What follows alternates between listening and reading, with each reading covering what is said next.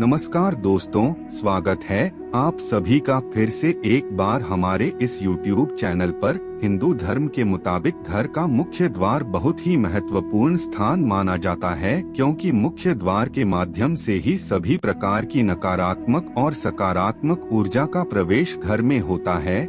लेकिन ज्यादातर लोग इसके बारे में नहीं जानते कि जितने भी प्रकार की नकारात्मक और सकारात्मक ऊर्जाएं होती हैं, वह घर के मुख्य द्वार से ही अंदर प्रवेश करती हैं।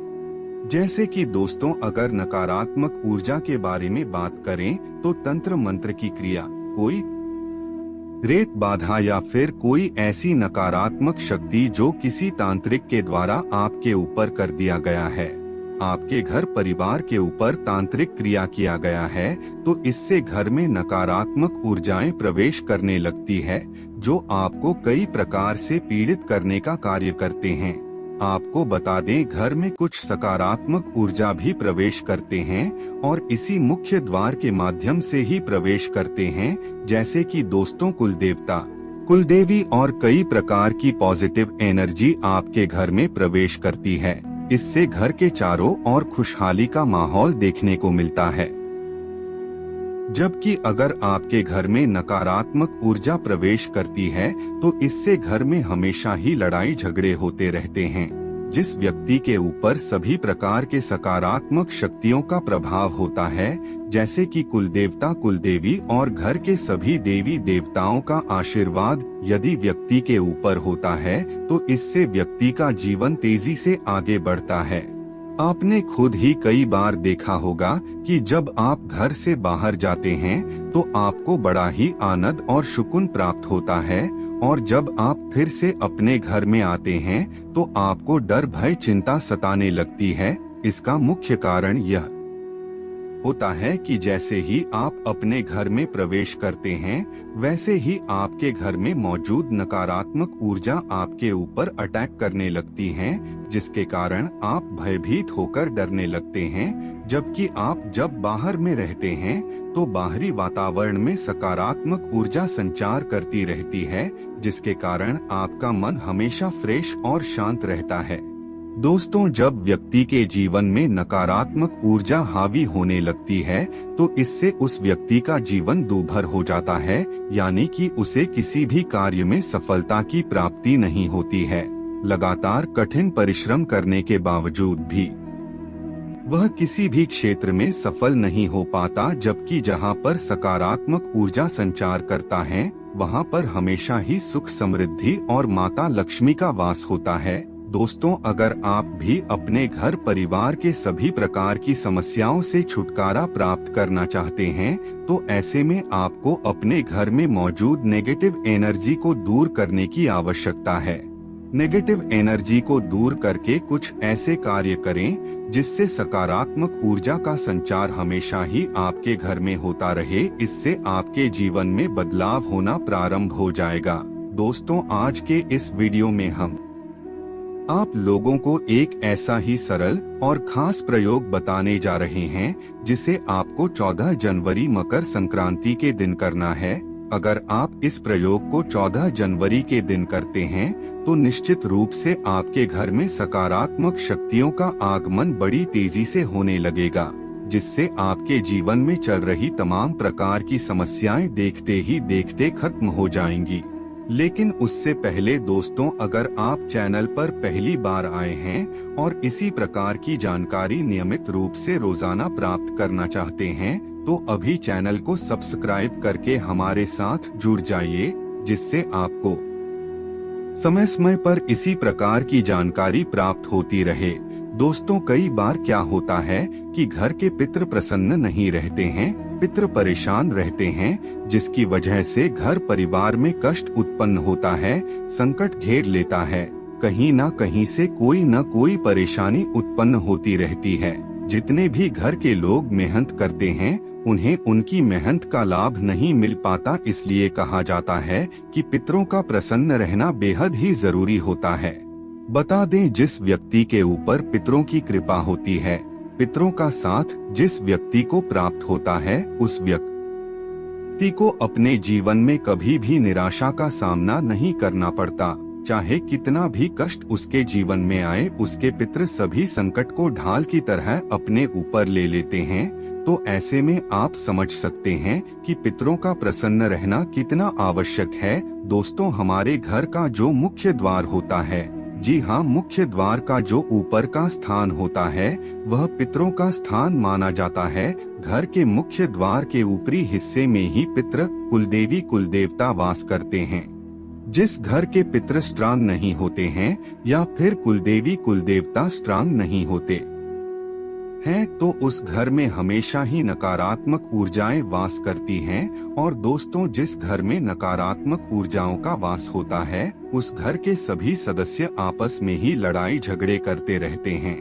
वैसे तो घर को मंदिर कहा जाता है, लेकिन जहाँ पर नकारात्मक ऊर्जाएं वास करती है, वह घर मंदिर कम और युद्ध का मैदान ज्यादा लगता है, क्योंकि उस घर के हर सदस्य के बीच आपस में ही वाद विवाद और मतभेद होता रहता है। घर में हमेशा ही किसी न किसी को कोई ना कोई बीमारी लगी रहती है। अकाल मृत्यु का खतरा बना रहता है। चिंताएं और बेचैनी हमेशा बनी रहती है। ठीक इसके विपरीत, जिस घर में सकारात्मक ऊर्जाएं वास करती है, वहाँ पर लोग काफी ज्यादा समझदार होते हैं, शांत होते हैं, सभी कार्य को बड़ी समझदारी के साथ करते हैं। तो सबसे पहले तो दोस्तों, आपको नए साल के दिन अपने घर के मुख्य दरवाजे पर एक स्वास्तिक बना देना है। हर महीने उस स्वास्तिक को आपको रिचार्ज करते रहना है। काफी लोग तो ऐसे होते हैं जो साल में एक बार स्वास्तिक बनाकर उसे कई सालों के लिए भूल जाते हैं, जबकि इस बात पर ध्यान नहीं देते हैं कि घर का मुख्य द्वार ही सबसे ज्यादा मुख्य है, तभी तो उसे मुख्य कहा जाता है।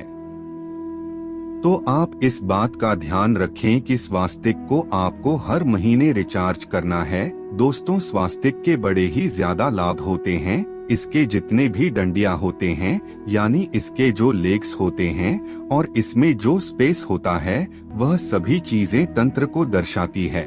स्वास्तिक एक प्रकार का यंत्र होता है जो धन को आकर्षित करने में प्रभावी भूमिका निभाता है, यानी कि आपके जीवन में सुख, समृद्धि, धन, यश, वैभव सभी चीजों को आकर्षित करने के लिए यह प्रभावी यंत्र के रूप में कार्य करता है।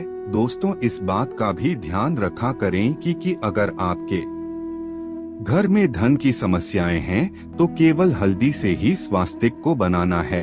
अगर आपके घर में शत्रुओं की समस्याएं रहती है, अगर बच्चे आपका कहना नहीं मानते हैं, भूत प्रेत की समस्याएं होती रहती है, तो आपको अष्टगंध का इस्तेमाल करना है, या फिर आपको सिंदूर में चंदन मिलाकर के घर के मुख्य द्वार पर स्वास्तिक बनाना है। इससे बहुत ज्यादा लाभ मिलता है, पितृ प्रसन्न होते हैं, कुलदेवी कुलदेवता का साथ बना रहता है, घर में किसी भी प्रकार की नकारात्मक ऊर्जा प्रवेश नहीं कर पाती और हमेशा ही आपको अपने स्वास्तिक को रिचार्ज करते रहना है। इसके साथ ही आपके घर का जो मुखिया है, उसके डेट ऑफ बर्थ का भाग्यांक निकालकर मकर संक्रांति के दिन आपको अपने घर के मुख्य द्वार पर अंदर की ओर लिख लेना है। और जब भी आप घर से बाहर निकलते हैं या फिर बाहर से घर में आते हैं, तो बस उस अंक को रोजाना छूना शुरू करें। बस इतना करने मात्र से ही यह अपना चमत्कार दिखाना प्रारंभ कर देता है। आपकी जीवन में चल रही सभी प्रकार की ध्यान से संबंधित समस्याओं को दूर करने के साथ ही आपके भाग्य को जागृत कर देता है। चाहे शत्रु की समस्या हो, कर्ज की समस्या हो या फिर और कोई समस्या हो, वह खत्म हो जाती है। जब आपका भाग्य जागृत होगा, तो आपको अपने कार्य क्षेत्र में सफलता की प्राप्ति होगी। सभी प्रकार के कष्ट दूर हो जाएंगे। अब आपको यह निकालना कैसे है, तो दोस्तों, जन्मतिथि में महीना, दिन और साल, इन तीनों चीजों को एक साथ कैलकुलेट करके प्लस कर लें। उसके बाद 4 अंकों का डिजिट निकलेगा, फिर उन चारों अंकों को भी अलग अलग करके प्लस कर देना है। बस सिंगल डिजिट आपको निकालना है। जब तक आपका सिंगल डिजिट नहीं निकल जाता है, तब तक सभी अंकों को एक दूसरे से प्लस करते जाएं, और जब सिंगल डिजिट निकल जाता है 1 से 9 के बीच में, तो बस वही आपका भाग्यांक है। आपको अपने घर के मुख्य द्वार पर भाग्यांक को कुछ इस प्रकार लिखना है कि जब आप घर से बाहर जाते हैं तो उसे छूकर निकले, और जब घर के अंदर आते हैं तो उसे छूकर के अंदर आए। अगर घर परिवार के अन्य सदस्य इस प्रयोग को करना चाहते हैं तो किसी लाल पेन के माध्यम से या फिर लाल स्केच पेन के माध्यम से दीवार पर अपने भाग्यांक को लिख सकते हैं, या फिर किसी कागज में लिख कर के अपने तकिए के नीचे रख सकते हैं। इससे भी सेम इसी प्रकार का प्रभाव देखने को मिलता है। बस इतना करने मात्र से ही आपके कई बड़े ग्रह बलवान बन जाते हैं। और दोस्तों, अगर आपके आसपास आपका भाग्यांक होता है तो वह आपको जीवन में सफलता प्रदान करने में सहायता प्रदान करती है। दोस्तों, भाग्यांक केवल एक नंबर ही नहीं होता, बल्कि यह हमारे लिए एक एंजेल की तरह कार्य करता है। इसलिए दोस्तों, एक बार इस प्रयोग को आपको अवश्य करना चाहिए। तो मित्रों, आज के लिए बस इतना ही। फिर मुलाकात होगी एक नए और ताजा एपिसोड में। तब तक के लिए नमस्कार।